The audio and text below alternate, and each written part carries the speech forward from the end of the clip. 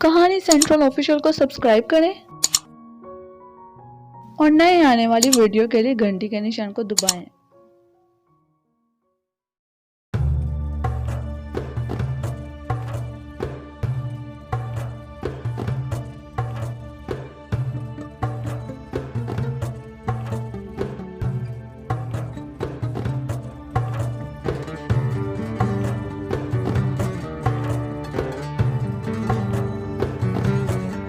अस्सलामुअलैकुम एवरीवन, शुरू करते हैं आज की वीडियो अल्लाह ताला के बबरकत नाम से जो बड़ा मेहरबान और निहायत रहम वाला है। शुरू करते हैं अलिफ लैला का नेक्स्ट एपिसोड। पूछ रहा लड़कियों का किस्सा। लड़कियां नकाब डाले हुए दाखिल हुई और जाफर ने उनसे मुखातब होकर कहा कि हम तुम्हें माफ करते हैं क्योंकि तुमने पहले हमारे साथ एहसान किया और हमको पहचाना नहीं। तुम्हें मालूम होना चाहिए कि तुम इस वक्त इस शख्स के सामने खड़ी हो जो बनी अब्बास का 5वां खलीफा हारून रशीद है और जो भाई है मूसा उल हादी का बिनुल मेहदी का।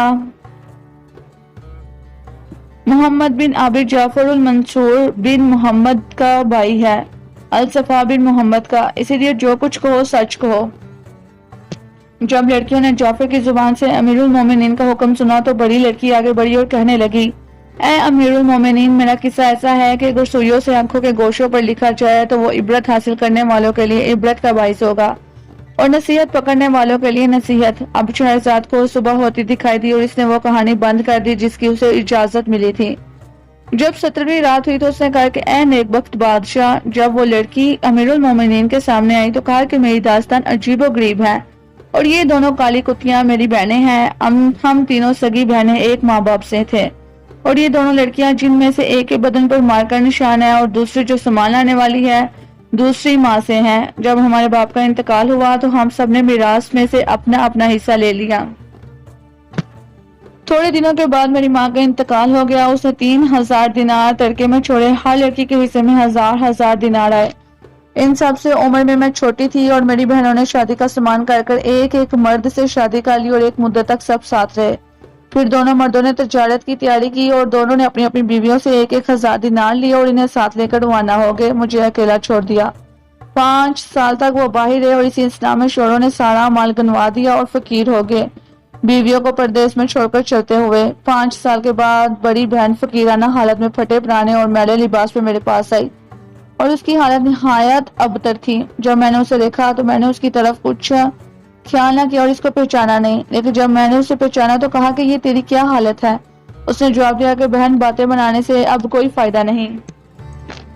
जो कुछ खुदा का हुक्म था वो तकदीर में लिखा हुआ था। मैंने उसे हमाम बेजा पहनने को कपड़े दिए और इसे कहा कि बहन, तू माँ और बाप की बजाय है और जो तड़का मुझे तुम्हारे साथ मिला था इसमें खुदा ने बरकत दी और मैं इसकी वजह से ऐशो इशरत में हूँ और मेरी हालत बहुत अच्छी है और हम तुम एक हैं। मैंने उसके साथ बहुत भलाई का सलूक किया और वो मेरे साथ पूरे 1 साल तक रही, लेकिन हमारा दिल दूसरी बहन में लगा हुआ था। कुछ दिन गुजरने के बाद वो भी बड़ी बहन से ज्यादा मैले कपड़ों में आई और मैंने पहली बहन से भी बढ़कर उसके साथ अच्छा सलूक किया और दोनों को अपने माल में साझीदार बना लिया। कुछ मुद्दत के बाद उन्होंने कहा कि बहन, हम शादी करना चाहती हैं क्योंकि बगैर शोर के बैठा रहना हमसे नहीं हो सकता। मैंने कहा कि इससे मेरी आंख की पुतलियों, मेरी आंख की पुतलियों, शादी करने में अब कोई फायदा नहीं क्योंकि आजकल अच्छा मर्द बिल्कुल नापैद है। जो कुछ तुम कर रही हो इसमें और कोई भलाई नहीं पाती मैं, और तुम तो शादी का तजुर्बा भी हासिल कर चुकी हो। मगर उन्होंने मेरी बात ना मानी और बगैर मेरी मर्जी के शादी कर ली। फिर भी मैंने अपने माल में से उन्हें जहेज दिया, उनके लिए कपड़े बनवाए। दोनों बहनें अपने शोहर को लेकर चल दी। कुछ मुद्दत तक साथ रहीं। शोहरों ने धोखा देकर जो कुछ उनके पास था ले लिया और वहां से उनको छोड़कर चलते हुए। अब वो फिर मुसीबत ज़्यादा होकर मेरे पास आई, माफी मांगी और कहने लगी कि हम पर नाराज मत हो क्योंकि तू हम में से उम्र में छोटी और तू अक्ल में बड़ी है। अब हम हरगिज शादी का जिक्र न करेंगे। हमको अपने पास लोंडियां बनाकर रख ताकि हम तेरा नमक खाएं। मैंने कहा कि मरहबा ए बहनों, मेरे लिए तुमसे ज्यादा अजीज और कोई चीज नहीं। मैंने उनको बोसा दिया, उनके साथ पहले से ज्यादा इनामो कराम किया। इस तरह से हमने 1 साल गुजारा। इसके बाद मेरा इरादा हुआ कि कश्ती पर तजारती माल लेकर बसरे जाऊं। मैंने एक बड़ी कश्ती तैयार की और तजारती मालो मता और दूसरे जरूरत की चीजें इसमें रखकर अपनी बहनों से कहा कि तुम्हारा जी चाहे तो यही घर पर ठहरो यहाँ तक कि मैं सफर से वापस आ जाऊं और जी चाहे तो हमारे साथ चलो। उन्होंने कहा कि हम तेरे साथ चलेंगे क्योंकि हमें तेरी जुदाई की ताकत नहीं। मैंने उनको अपने साथ ले लिया और अपनी पूंजी के 2 हिस्से किए। ایک کو ساتھ رکھا اور دوسروں کو امانت رکھ گئی، کیونکہ میں نے اپنے دل میں کہا کہ اکثر ایسا ہوتا ہے کہ کشتی پر کوئی مصیبت آ جاتی ہے مگر زندگی میں کچھ مدت باقی رہتی ہے۔ اگر ہم ایسی حالت میں لوٹے تو کچھ پسماندہ ہمارے پاس ہوگا جس سے ہم فائدہ اٹھا سکیں گے۔ کئی دن رات چلنے کے بعد کشتی غلط راستے پر پڑ گئی اور ناخدا راہ بھول گیا اور کشتی اس سمندر سے دور ہو کر جس میں ہم جانا چاہتے تھے دوسرے سمندر میں داخل ہو گئی۔ ہمیں ایک مدت تک اس کا پتہ نہ چلا۔ اس کے بعد 10 دن تک موافق ہوا چلتی رہی اور دیدبان نے اوپر چڑھ کر ادھر ادھر نظر دہرائی اور کہنے لگا کہ خوشخبری ہو۔ اس کے بعد وہ خوش اترا اور کہنے لگا کہ میں نے شہر کی تنہا سے ایک چیز دیکھی ہے جو کبوتر کے برابر ہے۔ یہ سن کر ہمیں بڑی خوشی اور ابھی ایک پہر بھی نہ گزرا تھا کہ دور سے ایک شہر چمکتا ہوا نظر آیا۔ ہم نے ناخدا سے پوچھا کہ اس شہر کا کیا نام ہے جس کی طرف ہم جا رہے ہیں۔ اس نے جواب دیا کہ خدا کی قسم مجھے معلوم نہیں، میں نے نہ اس کو پہلے کبھی دیکھا ہے اور نہ کبھی میرے اس سمندر میں گزر ہوا ہے، لیکن خدا کی طرف سے سلامتی کا حکم آ گیا ہے۔ اب سوائے اس کے اور کوئی چارہ نہیں کہ تم لوگ اس شہر میں جاؤ اور دیکھو کہ اپنا مال بیچ سکتے ہو کہ نہیں۔ اگر بیچ سکتے ہو تو بیچو اور جو کچھ اس شہر میں ملے اسے اپنے ساتھ لے چلو۔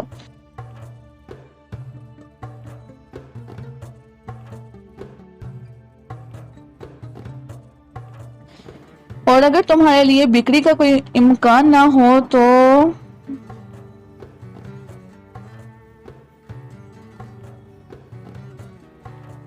ہم 2 دن یہاں ٹھہر کر اور ڈاک کی ضروریات لے کر چل دیں گے۔ اب ہم مشکی پر اترے اور ناخدا شہر میں گیا۔ تھوڑی دیر بعد ہمارے پاس آیا اور کہنے لگا اٹھو اور شہر میں جاؤ۔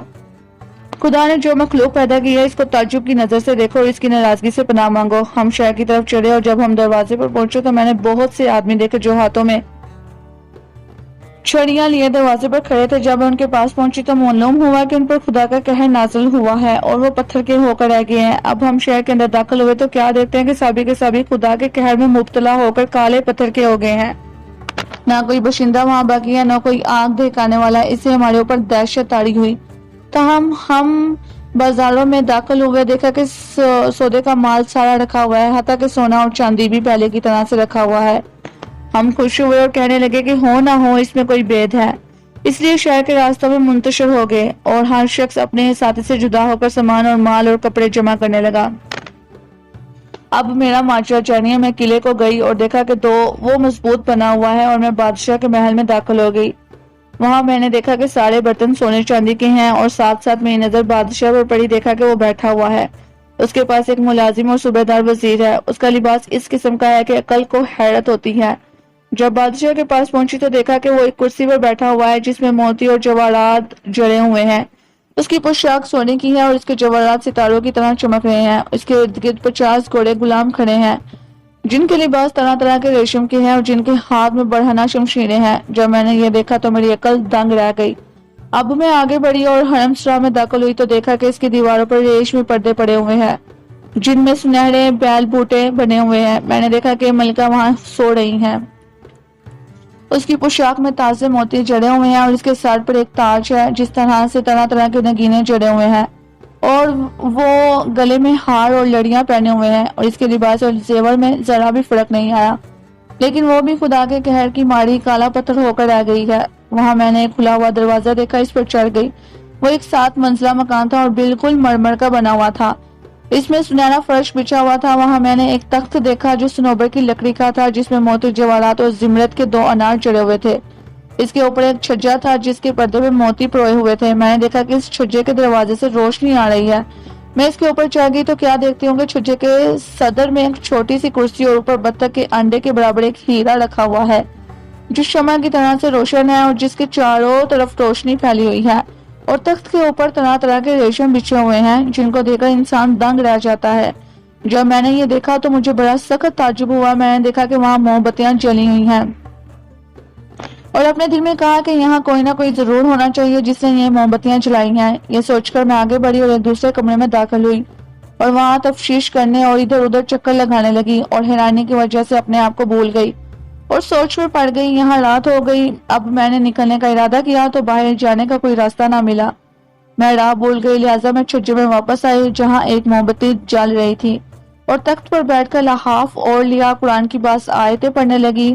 میں نے چاہا کہ سو جاؤں لیکن نیند نہ آئی کیونکہ میں بے چین تھی۔ جب آدھی رات ہوئی تو میں نے کسی شخص کو نہایت پیاری مگر دھیمی آواز سے قرآن پڑھتے سنا۔ میں خوش ہو کر آواز کی طرف چلی اور کوٹھری کے پاس پہنچی جس کا دروازہ بند تھا۔ جب میں نے دروازہ کھولا تو دیکھا کہ وہ مسجد ہے اور اس میں ایک محراب ہے اور بہت سی کندیلیں لٹکی ہوئی ہیں اور 2 موم بتیاں جل رہی ہیں۔ وہاں ایک مسلح بچھا ہوا ہے، اس پر ایک حسین جوان بیٹھا ہوا، اس کے سامنے ریل پر قرآن پاک رکھا ہے اور وہ اس کو پڑھ رہا ہے۔ میں حیران ہو گئی کہ تمام شہر والوں میں سے یہ اکیلا کس طرح سے بچ گیا۔ میں اندر گئی اور اس کو سلام کیا، اس نے نظر اٹھائی اور سلام کا جواب دیا۔ میں نے کہا کہ میں تجھے اس خدا کی کتاب کی قسم دے کر جس کو تو پڑھ رہا ہے کہتی ہوں کہ تو میرے سوال کا جواب دے۔ جوان میری طرف نظر اٹھائے ہوئے تھا اور مسکرا رہا تھا۔ اس نے کہا کہ اے لڑکی، تو اپنے اس مکان میں داخل ہونے کا سبب مجھے بتا، میں تجھے اپنے اور اس شہر والوں کے ماجرے سے مطلع کروں گا۔ میں نے اپنا قصہ بیان کیا تو اسے بہت تعجب ہوا۔ پھر اس نے کہا کہ اب اس شہر کا حال بتا۔ اس نے کہا کہ اے بہن ذرا ٹھہر جا۔ یہ کہہ کر اس نے قرآن پاک کو بند کیا اور اسے ایک اطلس کے جزدان میں بند کر اوپر رکھ دیا اور مجھے اپنے پاس بٹھایا۔ میں نے دیکھا کہ وہ مثل 14ویں رات کے چاند کی ہے، جس کے اعضاء خوبصورت، جسم ملائم، چہرہ حسین ہے، گویا وہ اچھے کنواں والی مچھلی کی ڈلی ہے اور خدا نے اسے انتہائی خوبصورتی کا جامہ پہنایا ہے۔ اس کو پیارا اور دلکش بنانے کے لیے اس میں اس کے رخسار کی کوٹ لگائی ہے۔ میں نے اس کو ایک نظر دیکھا ہی تھا کہ ہزاروں ارمان دل میں جاگ اٹھے اور میرا دل اس کی محبت میں پھنس گیا۔ میں نے کہا کہ اے میرے آقا، میرے سوالوں کا جواب دے۔ اس نے کہا کہ بصر و چشم، اے خدا کی لونڈی، تجھے معلوم ہے کہ یہ شہر میرے باپ کا شہر ہے اور میرا باپ وہی ہے جس کو تو نے کرسی پر بیٹھا دیکھا ہے اور جو خدا کے قہر سے کالا پتھر بن گیا، اور وہ ملکہ جس کو تو نے چھجے میں دیکھا ہے وہ میری ماں ہے۔ یہاں کے سب لوگ آتش پرست تھے جو زبردست خدا کو چھوڑ کر آگ کی پرستش کرتے تھے اور آگ کی روشنی اور سائے اور دھوپ اور گھومنے والے آسمان کی قسم کھاتے تھے۔ میرے باپ کی کوئی اولاد نہ تھی اور میں ہی اس کی آخری عمر میں پیدا ہوا۔ اس نے میری تربیت کی اور میں بڑا ہو گیا۔ میری خوش قسمتی سے ہمارے یہاں ایک بڑھیا تھی جو بہت بوڑھی ہو چکی تھی، مسلمان تھی اور دل میں خدا اور اس کے رسول پر ایمان رکھتی تھی اور ظاہراً میرے خاندان کے دین پر چلتی تھی۔ اس کی پرہیزگاری اور عفت کی وجہ سے میرے باپ کو اس پر بڑا بھروسہ تھا۔ وہ آئے دن اس کی زیادہ عزت کیا کرتا تھا۔ اسے یقین تھا کہ وہ اس کے دین اور مذہب پر ہے۔ جب میں بڑا ہوا تو میرے باپ نے مجھے اس کے سپرد کر دیا اور کہا کہ اسے لے جا، اس کی تربیت کر، ہمارا دین سکھا اور تربیت میں کوتاہی نہ کر، اس کی دیکھ بھال کر۔ بڑھیا مجھے لے جا کر اسلام کی تعلیم دی، مثلا وضو، نماز کے فرائض، اور مجھے قرآن حفظ کروایا اور کہا کہ سوائے خدا کے کسی کو پوجا مت کرنا۔ جب یہ سب کچھ ہو چکا تو اس نے مجھ سے کہا، بیٹا اس بات کو اپنے باپ سے چھپائیے اور اس کو خبر نہ دیجیے اور کہیں ایسا نہ ہو کہ وہ تجھے قتل کر ڈالے۔ میں نے یہ باتیں اپنے باپ سے پوشیدہ رکھی۔ تھوڑے دنوں کے بعد بڑھیا فوت ہو گئی اور شہر والوں کا کفر اور بے دینی اور گمراہی بڑھتی گئی۔ اسی حالت میں انہوں نے سنا کہ کوئی منادی بجلی کی کڑک کی طرح سے زور سے کہہ رہا ہے اور دور اور نزدیک والے سب سن رہے ہیں کہ اے اس شہر کے باشندوں، آگ کی پرستش چھوڑ کر اللہ کی عبادت کرو جو مالک اور رحمان ہے۔ شہر والے سے ڈر گئے اور میرے باپ کے پاس آئے جو اس شہر کا بادشاہ تھا۔ کہنے لگے کہ یہ ڈرونی آواز کیسی ہے جسے سن کر ہمیں دہشت ہوتی ہے۔ اس نے کہا کہ آواز سے مت ڈرو، خوف نہ کھاؤ، اپنے دین سے نہ پھرو۔ میرے باپ کا کہنا اس کے دل میں بیٹھ گیا۔ انہوں نے آگ کی پرستش جاری رکھی اور ان کی گمراہی بڑھتی گئی، یہاں تک کہ پہلی آواز سنے 1 سال ہو گیا۔ پھر وہی منادی دوسری بار ظاہر ہوا اور انہوں نے اسے سنا، اور پھر تیسرے سال تیسری بار، یعنی ہر سال 1 بار، لیکن وہ اپنے پرانے اعتقاد سے باز نہ آتے تھے، یہاں تک کہ ان کے اوپر ایک روز تڑکا ہونے کے بعد آسمان سے خدا کا قہر نازل ہو گیا اور وہ اور ان کے چوپائے اور مویشی قہر میں مبتلا ہو کر سیاہ پتھر ہو گئے اور اس شہر والوں میں سے سوائے میرے کوئی نہ بچا۔ جس دن سے یہ واقعہ پیش آیا میں اسی طرح نماز اور روزے اور قرآن کی تلاوت کرنے میں مشغول ہوں، مگر تنہائی سے اکتا گیا ہوں کیونکہ میرے پاس کوئی نہیں جسے میں دل بہلا سکوں۔ یہ سن کر میں نے کہا کہ اہلاً و سہلاً۔ وہ میرے دل پر قبضہ کر چکا تھا۔ اے نوجوان، اگر تیرا جی چاہے تو میرے ساتھ بغداد چل اور عالموں اور فقیہوں سے مل کر اپنے علم و فہم اور فقہ میں اضافہ کر۔ تجھے معلوم ہونا چاہیے کہ یہ لونڈی جو تیرے سامنے کھڑی ہے اپنے قوم کی سردار ہے اور اس کی حکومت بہت سی رعایا اور نوکروں اور غلاموں پر ہے۔ میرے ساتھ کشتی ہے جس پر تجارت کا سامان لدا ہے۔ قسمت ہمیں اس شہر میں لے آئی ہے جس کی وجہ سے ہمیں یہ ساری باتیں معلوم ہوئیں اور ہماری تقدیر میں آپس میں ملنا لکھا تھا، اور میں برابر اسے محبت اور ترکیب سے آمادہ کرتی رہی یہاں تک کہ وہ مان گیا اور اقرار کر لیا۔ اب شہرزاد کو صبح ہوتی دکھائی دی اور اس نے وہ کہانی بند کر دی جس کی اسے اجازت ملی تھی۔ 18ویں رات ہوئی تو اس نے کہا کہ اے نیک بخت بادشاہ، لڑکی نے کہا کہ میں نہایت خوبی سے جوان کو اپنی طرف مائل کرتی رہی یہاں تک کہ اس نے مجھ سے اقرار کر لیا۔ اس رات اس کی رانوں کے نیچے سوئی اور مجھے یقین نہیں آتا تھا کہ مجھے کس قدر فرحت ہو رہی ہے۔ جب سویرا ہوا تو ہم اٹھے اور خزانوں میں گئے اور ہلکی اور قیمتی چیزیں اپنے ساتھ لے آئے۔ قلعے سے اتر کر شہر میں آئے، یہاں ہم نے دیکھا غلام اور ناخدا ہمیں ڈھونڈ رہے ہیں۔ جب ان کی نظر ہم پر پڑی تو خوش ہو گئے۔ میں نے جو کچھ دیکھا تھا ان سے بیان کیا اور اس جوان کا قصہ اور شہر پر خدا کا قہر نازل ہونے کا سبب شروع سے آخر تک سنا دیا۔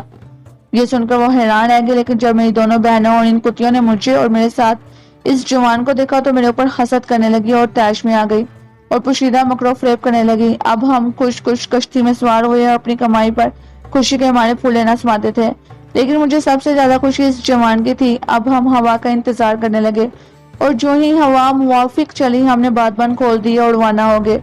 میری دونوں بہنیں ساتھ تو تھیں اور ہم نے بات چیت شروع کر دی تو ان دونوں نے مجھ سے کہا کہ بہن اس خوبصورت جوان کا تو کیا کرے گی؟ میں نے جواب دیا کہ میرا ارادہ ہے اسے اپنا شوہر بناؤں۔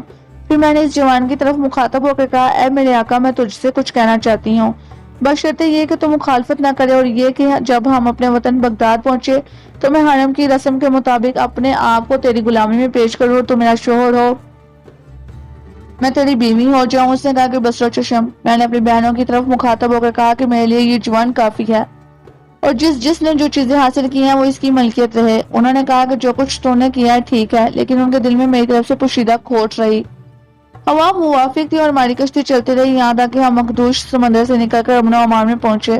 کچھ دنوں کے بعد بصرہ کے قریب آئے، اس کی شہر پناہ چمکتی ہوئی دکھائی دی۔ ہم سو گئے تو میری بہنیں اٹھی اور مجھے بستر سمیت لے کر سمندر میں پھینک دیا۔ یہی حرکت انہوں نے جوان کے ساتھ کی اور چونکہ اس کو اچھی طرح سے تیرنا نہ آتا تھا وہ ڈوب گیا اور خدا نے اسے شہادت کا درجہ عطا کیا۔ کاش کہ میں ابھی اس کے ساتھ ڈوب گئی ہوتی، لیکن خدا نے میری تقدیر میں سلامتی رکھی تھی اور میں بچ گئی۔ جب میں سمندر میں پڑی ہوئی تھی تو خدا نے میرے لیے لکڑی کا تختہ بیچ دیا اور میں اس پر چڑھ گئی اور لہروں نے مار کر مجھے جزیرے کے کنارے پھینک دیا۔ باقی رات میں نے جزیرے پر ادھر ادھر چلتے گزار دی۔ جب سویرا ہوا تو میں نے دیکھا کہ جزیرے کے پاس سے انسان کے قدم کے برابر چوڑا راستہ خشکی کو جاتا ہے۔ چونکہ سورج نکل چکا تھا میں نے اپنے کپڑے دھوپ میں سکھائے اور جزیرے کے کچھ پھل کھائے اور پانی پیا اور چل کھڑی ہوئی۔ جب میں چلتے چلتے خشکی کے قریب پہنچی اور مجھ میں اور شہر میں دوپہر کی راہ باقی رہی تو کیا دیکھتی ہوں کہ کھجور کے درخت پر اتنا موٹا ایک سانپ میری طرف بھاگتا چلا آتا ہے اور میں نے دیکھا کہ وہ اپنے بائیں گھومتا چلا آ رہا ہے یہاں تک کہ وہ میرے قریب پہنچ گیا۔ میں نے دیکھا کہ اس کی زبان بادشت بار لٹکی ہوئی ہے اور وہ مٹی اڑاتا چلا آ رہا ہے۔ اس کے پیچھے پیچھے ایک اژدہا لگا ہوا تھا جو اس پر حملہ آور تھا اور وہ لمبا اور پتلا تھا، لمبائی میں نیزے کے برابر تھا۔ اسی اژدہے سے وہ سانپ بھاگ رہا تھا اور داہنے باہنے پھرتا جاتا تھا کیونکہ اژدہے نے اس کی دم پکڑ لی تھی۔ اس کی آنکھوں سے آنسو جاری تھے اور دوڑنے کی وجہ سے اس کی زبان لٹک رہی تھی۔ مجھے اس سانپ پر بڑا ترس آیا۔ میں نے ایک پتھر اٹھا کر اژدہے کے سر پر دے مارا اور وہ فوراً مر گیا۔ اب سانپ نے دو بازو کھولے اور ہوا میں اڑ گیا، میری نظر سے غائب ہو گیا۔ میں بیٹھ کر اس پر تعجب کرنے لگی اور میں تھکی ہوئی تو تھی مجھے نیند آ گئی اور میں اپنی جگہ سو گئی۔ جب میں ایک پہر کے بعد اٹھی تو میں نے دیکھا کہ میرے پاؤں کے پاس ایک لڑکی بیٹھی ہوئی ہے اور اس کے ساتھ دو کتیاں ہیں، وہ میرے پاؤں داب رہی ہے۔ مجھے اس سے شرم آئی اور میں اٹھ کر بیٹھ گئی۔ اسے کہنے لگی کہ بہن تو کون ہے؟ اس نے جواب دیا کہ کتنی جلدی تو مجھے بھول گئی، میں وہی ہوں جس کے ساتھ تو نے بلائی کی اور نیکی کا بیج بویا ہے اور میرے دشمن کو قتل کیا ہے۔ میں وہی ہوں جسے تو نے اژدہے سے بچایا ہے اور میں جینیا ہوں اور وہ اژدہا جن تھا۔ میرا دشمن، بغیر تیرے میرا چھٹکارا نہ ہوتا۔ جب تیری وجہ سے مجھے نجات ملی تو میں ہوا میں اڑ کر اس کشتی پر پہنچی جس میں تیری بہنوں نے تجھے پھینک دیا تھا، اور جو کچھ اس کشتی میں تھا وہ میں نے تیرے مکان میں منتقل کر کے کشتی کو ڈبو دیا اور تیری بہنوں کو کالی کتیا بنا دیا، کیونکہ جو کچھ تیرے اور ان کے درمیان پیش آیا تھا وہ سب مجھ کو معلوم تھا۔ جوان تو ڈوب چکا، یہ کہہ کر وہ مجھے ان دونوں کتیوں کو اٹھا کر لے گئی اور میرے مکان کی چھت پر ڈال دیا۔ میں نے دیکھا کہ جو کچھ مال کشتی کے اندر تھا وہ سب مکان کے بیچ میں پڑا ہوا تھا اور اس میں سے ذرا سا بھی ضائع نہیں ہوا۔ اس کے بعد سانپ نے مجھ سے کہا کہ تجھے ہمارے سردار سلیمان علیہ السلام کی انگوٹھی کے نقش کی قسم ہے، اگر تو ان میں سے ہر ایک کو روز 300 کوڑے نہ مارے گی تو میں آ کر تجھے بھی انہی کی طرح کر دوں گی۔ میں نے کہا کہ بصر و چشم، اسی لیے اے امیر المومنین میں برابر انہیں اس قدر کوڑے مارتی ہوں اور ساتھ ساتھ ان پر ترس بھی کھاتی ہوں۔ انہیں بخوبی معلوم ہے کہ ان کے مارنے میں میری کوئی خطا نہیں اور وہ میرا عذر قبول کرتی ہیں۔ یہ ہے میرا قصہ اور میری حکایت۔ راوی کہتا ہے کہ خلیفہ کو اس پر بڑا زیادہ تعجب ہوا اور دوسری لڑکی سے کہنے لگا کہ تیرے جسم پر جو مار کے نشان ہے ان کا کیا سبب ہے؟ دوسری لڑکی کی کہانی۔ اس نے کہا کہ اے امیر المومنین، جب میرا باپ فوت ہوا تو اس نے بہت سا مال ترکے میں چھوڑا تھا۔ اس کے مرنے کے کچھ مدت کے بعد میں نے ایک شخص سے نکاح کیا اور اپنے زمانے میں وہ سب سے زیادہ نیک بخت تھا۔ 1 سال زندہ رہ کر وہ بھی انتقال کر گیا اور مجھے 80,000 دینار سونے کے میراث میں ملے اور شرع کے موافق یہی میرا حصہ تھا۔ اب میں بہت زیادہ امیر ہو گئی اور وہ میری خبر دور دور تک پہنچی۔ میں نے 10 جوڑے کپڑے بنوائے تھے جن میں سے ہر جوڑے کی قیمت 1,000 دینار تھی۔ ایک روز جبکہ میں بیٹھی ہوئی تھی، ایک بڑھیا میرے پاس آئی جس کے گال پچکے ہوئے تھے اور بنوے بے بال اور آنکھیں اندر گھسی ہوئی تھی اور دانت ٹوٹے ہوئے اور چہرے پر جڑیاں پڑی تھیں۔ آنکھیں چندلی اور سر چونے کی طرح تھا، چونے کی طرح سفید، اور بال کھچڑی اور جسم پھوڑے پھنسیوں سے بڑا ہوا اور قد جھکا ہوا اور رنگ بدلا ہوا تھا۔ جب بڑھیا اندر آئی تو اس نے سلام کیا، میرے سامنے زمین کو بوسہ دیا اور مجھ سے کہنے لگی کہ میری ایک یتیم لڑکی ہے، آج رات کو میں اس کا نکاح اور منہ دکھائی کی رسم ادا کر رہی ہوں۔ ہم لوگ اس شہر میں پردیسی ہیں اور کسی کو نہیں جانتے، اس وجہ سے ہم دل شکستہ ہو رہے ہیں، تو اس کی منہ دکھائی میں شامل ہو کر اجر و ثواب حاصل کر۔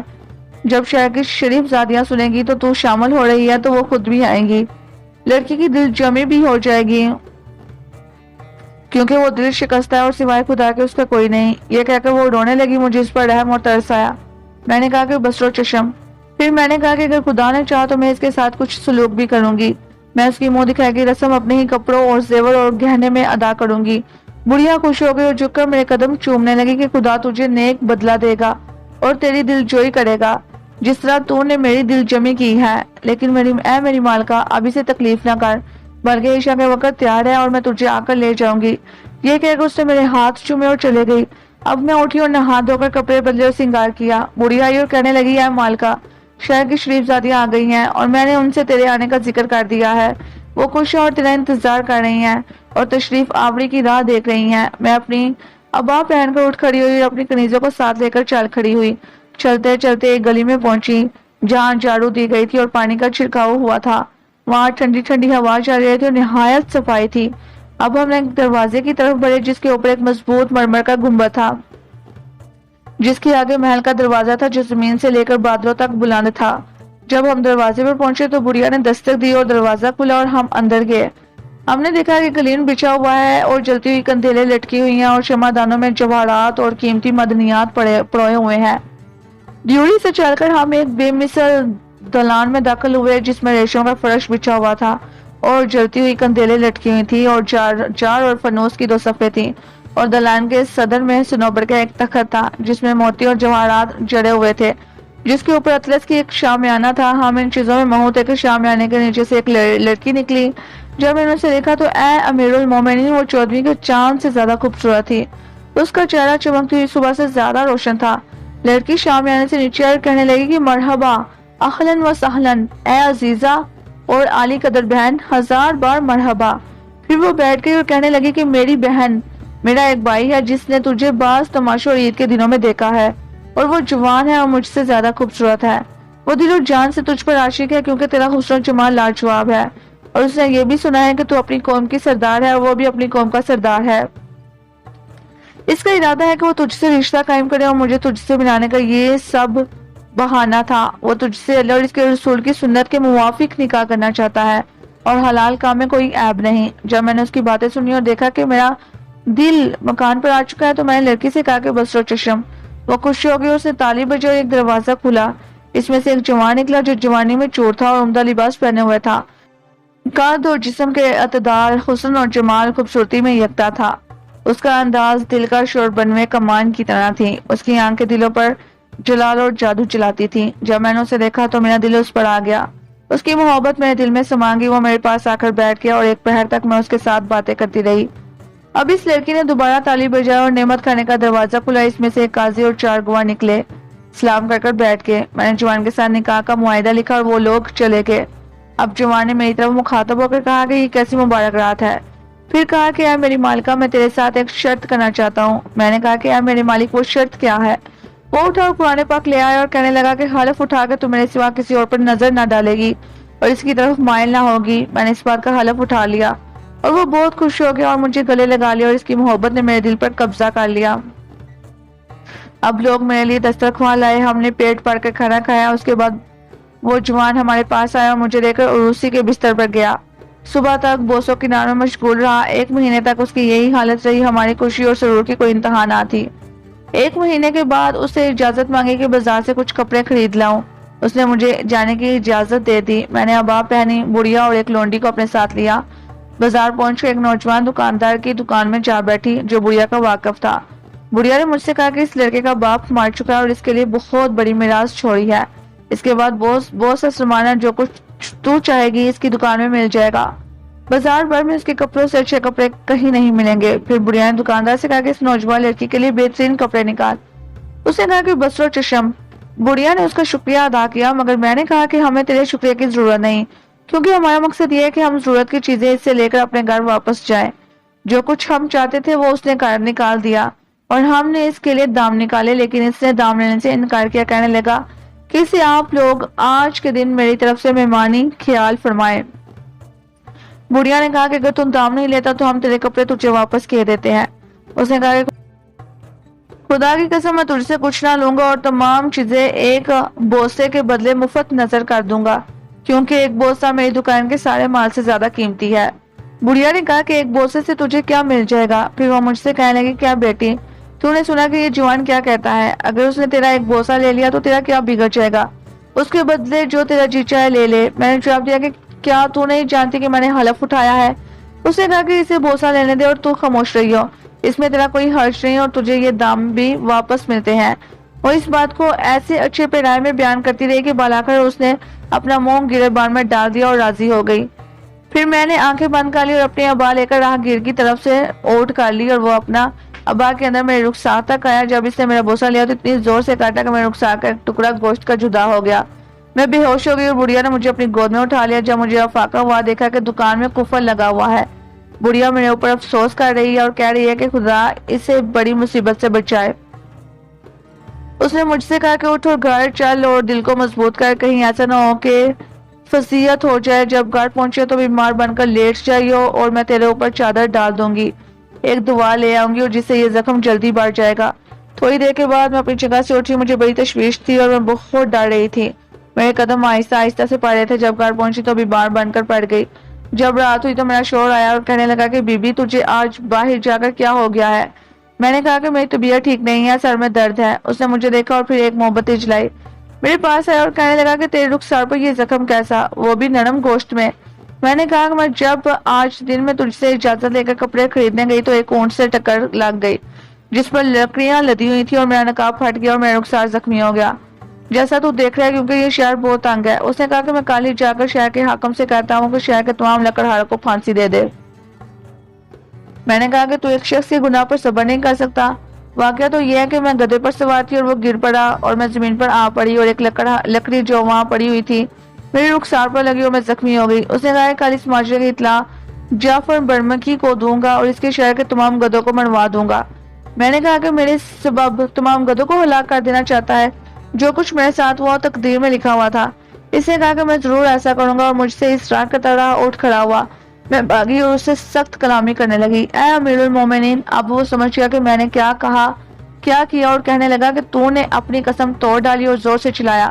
ایک دروازہ کھلا، اس میں سے 7 حبشی غلام نکلے اور اس کے حکم کے بعد جب انہوں نے مجھے بچھونے پر سے کھینچ کر مکان کے بیچ میں ڈال دیا، اب اس نے ایک غلام کو حکم دیا کہ وہ میرے گھٹنوں پر بیٹھ کر میرے دونوں پاؤں پکڑ لے۔ پھر ایک تیسرا آیا جس کے ہاتھ میں تلوار تھی، وہ کہنے لگا کہ اے سردار، کیا میں تلوار سے اس کے 2 ٹکڑے کر دوں؟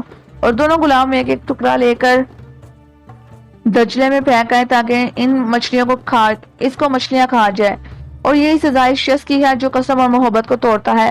پھر اس نے غلام سے کہا کہ اے سعد، اس کی گردن اڑا دے۔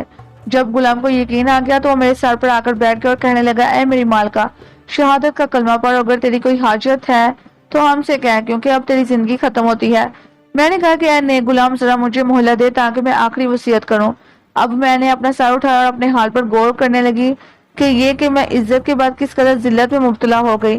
پھر میرے آنسو بہنے لگے اور میں زاروں کی طرح رونے لگی۔ وہ میری طرف غضبناک ہو کر دیکھنے لگا۔ اے امیر المومنین، جب میں نے اسے دیکھا تو میں رونے اور اس کی طرف دیکھنے لگی، لیکن اس سے اس کا غصہ اور بڑھ گیا۔ میں روتی اور گر گراتی تھی، اپنے دل میں کہتی تھی کہ میں اس سے باتوں سے لبا لوں گی، ممکن ہے وہ میرے قتل سے باز آئے، چاہے وہ میرا سارا معلوم متا لے لے۔ میں روتی جاتی ہوں، وہ میری طرف دیکھتا اور مجھے ڈانٹتا اور گالیاں دیتا جاتا۔ اب اس نے للکار کر غلام سے کہا کہ اس کے 2 ٹکڑے کاٹ ڈال، مجھے اس سے نجات دے، کیونکہ اس میں ہمیں اب کوئی فائدہ نہیں۔ اے امیر المومنین، جب ہم اس حالت میں تھے اور مجھے اپنی موت کا یقین آ گیا تو میں اپنی زندگی سے نا امید ہو چکی تھی اور اپنا معاملہ خدا کے سپرد کر چکی تھی، تو کیا دیکھتی ہوں کہ وہی بڑھیا آئی اور جوان پر گر پڑی اور ان کو چومنے اور رونے لگی اور کہا کہ بیٹا، میری تربیت اور خدمت کے حق کے بدلے اس لڑکی کو معاف کر دے، کیونکہ اس نے کوئی گناہ نہیں کیا جس کی وجہ سے اسے اس سزا کی مستحق ہو، اور تو ابھی کم سن ہے، میں ڈرتی ہوں کہ کہیں تو اس کی وجہ سے گناہ میں مبتلا نہ ہو جائے۔ مثال ہے کہ قاتل کو قتل کی سزا دی جاتی ہے، اس گندگی سے کیا فائدہ، اس کو اپنے پاس اور اپنے دل سے دور کر دے۔ یہ کہہ کر وہ رونے لگی اور خوشامد پر خوشامد کرتی رہی، یہاں تک کہ وہ مان گیا اور کہنے لگا میں نے اسے معاف کیا، لیکن یہ ضرور ہے کہ میں اس پر کوئی نشانی لگا دوں، عمر بھر اس کے ساتھ رہے۔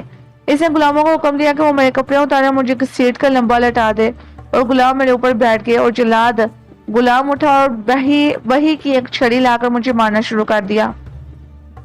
میری پیٹھ اور پہلو پر اتنی چھڑیاں ماری کہ میں اس کی وجہ سے بے ہوش ہو گئی اور جان سے ہاتھ دھو بیٹھی۔ اب اس نے غلاموں کو حکم دیا کہ جب رات ہو جائے تو مجھے وہاں سے اٹھا لے جائے، بڑھیا کو ساتھ لے تاکہ وہ گھر کا پتہ بتائے اور مجھے اس گھر میں ڈالنا ہے جہاں میں پہلے تھی۔ انہوں نے ایسا ہی کیا جیسا کہ ان کے سردار نے انہیں حکم دیا تھا، مجھے میرے گھر میں ڈالا ہے اور چلے گئے۔ رات بھر میں بے ہوش پڑی رہی، جب سویرا ہوا تو مرہم اور دواؤں سے میں نے اپنی حالت ذرا درست کی اور اپنے جسم کا علاج کیا، لیکن جیسا کہ تو جانتا ہے کہ کوڑے کے نشان میری پستی اور پر باقی رہ گئے۔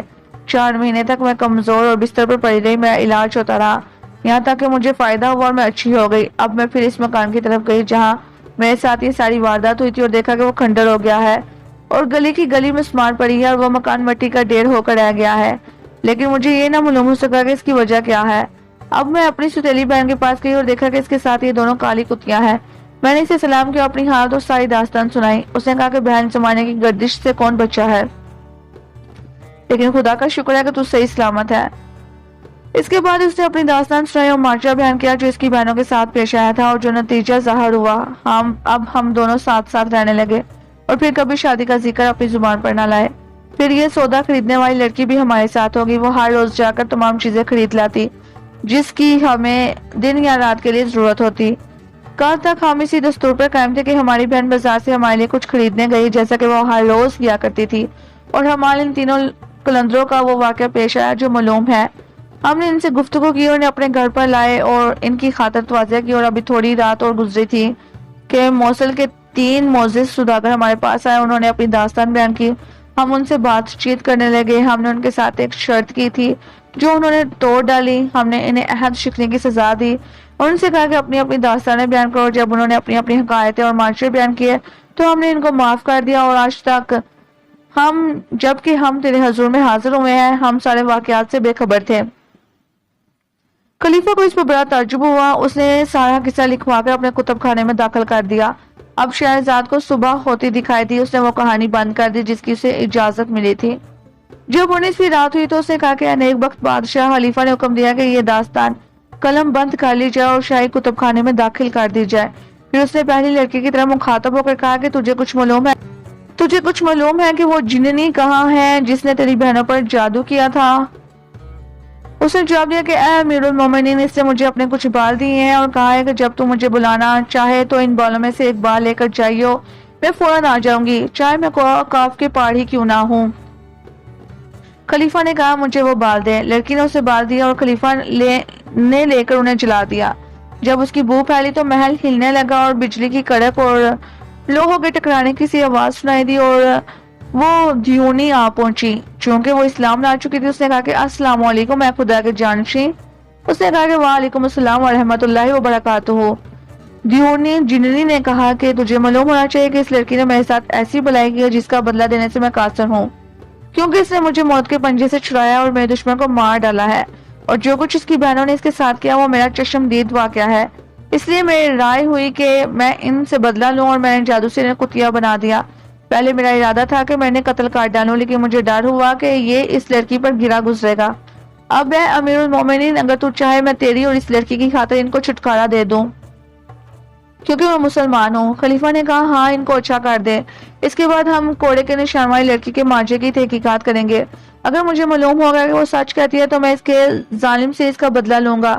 دیونی نے کہا کہ اے امیر المومنین، دیکھ میں ان کو ابھی اچھا کرتی ہوں اور تجھے اس شخص کا بھی پتہ بتاتی ہوں جس نے لڑکی کے ساتھ یہ حرکت کی ہے، اس پر ظلم کیا ہے اور اس کا مال چھین لیا ہے، اور وہ تیرا قریب ترین رشتہ دار ہے۔ اس کے بعد دیونی نے ایک پیالہ پانی لیا اور اس پر کچھ پڑھ کر پھونکا، کچھ ایسے الفاظ کہے جو میری سمجھ میں نہ آئے، اور وہ پانی دونوں کتیوں پر چھڑک دیا اور کہنے لگی کہ اپنی اصل انسانی صورت پر آ جا، اور وہ اپنی پرانی صورت پر آ گئی۔ پھر دیونی نے کہا کہ اے امیر المومنین، جس نے اس لڑکی کو مارا ہے وہ تیرا بیٹا امین مامون کا بھائی ہے۔ اس نے اس لڑکی کا اس رجمہ کی تعریف سنی تھی اور چلاکی سے بلوایا اور حلال طریقے سے اسے نکاح کیا۔ اس لڑکی کے مارنے میں اس پر کوئی جرم عائد نہیں ہوتا، کیونکہ اس نے اسے شرط کرائی تھی اور بڑی بڑی قسمیں کھلائی تھیں کہ اس سے کوئی ایسا فعل سرزد نہ ہو، لیکن اس نے قسم توڑ دی۔ اس پر اس نے لڑکی کو قتل کرنے کا ارادہ کیا، لیکن خدا کے ڈر سے چھوڑ دیا اور محض کوڑے مارنے پر اکتفا کیا اور اسے اس کے گھر بھیج دیا۔ بس یہی داستان ہے دوسری لڑکی کی، اور اللہ بہتر جانتا ہے۔ جب خلیفہ نے دیونی کی باتیں سنی اور لڑکی کی مار کا اسے علم ہو گیا تو وہ بے حد اچنبھے میں آ گیا اور کہنے لگا کہ پاک ہے ذات خدا کی جو بزرگ اور عالی شان ہے، جس نے میرے اوپر یہ احسان کیا اور دونوں لڑکیوں کو جادو اور تکلیف سے نجات دی اور اس لڑکی کی داستان سے مجھے مطلع کیا۔ خدا کی قسم ہے کہ میں ایسا کام کروں گا جو میرے بعد تاریخ میں لکھا جائے گا۔ پھر اس نے اپنے بیٹے امین کو اپنے پاس بلایا اور اس سے دوسری لڑکی کا ماجرا پوچھا، اسے سب کچھ سچ بتا دیا۔